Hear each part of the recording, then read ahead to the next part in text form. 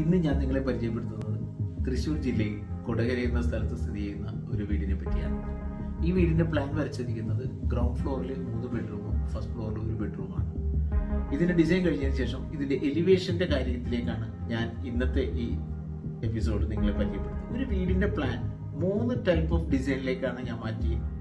ഈ 3 type of എലിവേഷനിലേക്ക് മാറിയപ്പോൾ ഈ ക്ലയന്റിന്റെ കോൺസെപ്റ്റ് ആയിരിക്കണമെന്നായിരുന്നു.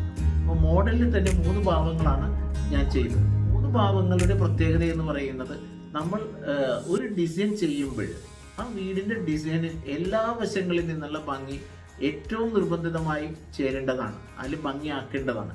കാരണം ഇത് പ്രകൃതിയുമായി ഇണങ്ങി നിൽക്കേണ്ട ഒരു സംഭവം തന്നെയാണ് വീടെന്ന് പറയുന്നത്.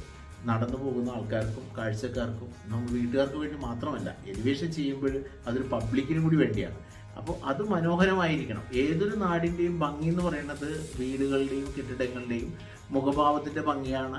ആ നാടിൻ്റെയും കൂടി ഭംഗിയായി മാറും. കെട്ടിടങ്ങളാണെങ്കിലും വലിയ കെട്ടിടങ്ങളാണെങ്കിലും എല്ലാത്തിൻ്റെ ആയിട്ടുള്ള ഒരു സിഗ്നേച്ചർ ഡിസൈനേഴ്സ് കൊണ്ടുവരേണ്ടതാണ്. തീർച്ചയായിട്ടും അത് ക്ലയൻറ്റിൻ്റെ താല്പര്യത്തിനനുസരിച്ച് തന്നെയായിരിക്കണം ഇതെല്ലാം ചെയ്തു വരേണ്ടത്.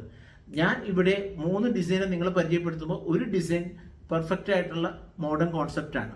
അതിൽ ഒരല്പം സ്ലാബ് എല്ലാം പ്രൊജക്ട് ചെയ്തിട്ട് ഇത്തിരി ആഡംബരം കൂട്ടിക്കൊണ്ടാണ് ആ ഡിസൈൻ ഞാനിവിടെ ചെയ്തിരിക്കുന്നത്.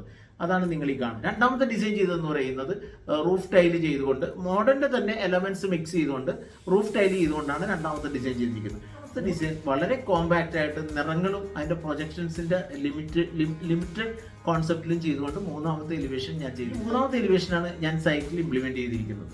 ഈ സൈറ്റിൽ ഈ വർക്ക് പുരോഗമിച്ചുകൊണ്ടിരിക്കുന്നു.